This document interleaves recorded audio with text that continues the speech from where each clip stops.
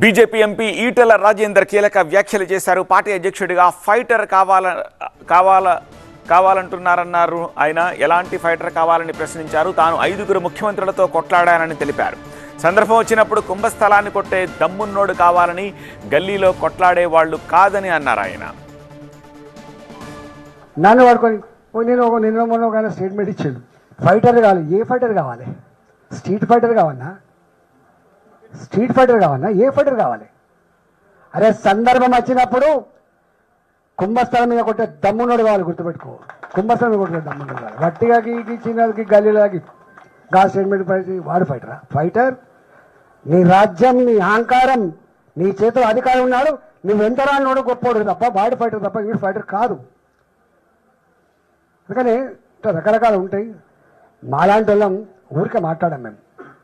మాలాంటి వాళ్ళు ఊరికే మాట్లాడాం. సందర్భం మాత్రం జయజమ్మతో కొట్లాడే సత్తా ఉన్న వాళ్ళం మేము.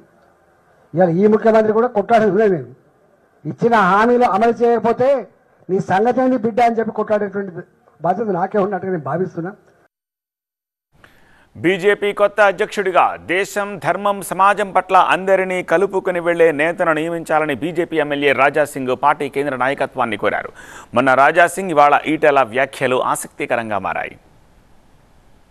నెక్స్ట్ వచ్చేది భారతీయ జనతా పార్టీ గవర్నమెంట్ మన తెలంగాణకి. కానీ తెలంగాణలో భారతీయ జనతా పార్టీ ప్రెసిడెంట్ ఎట్లాంటి ఉండాలి?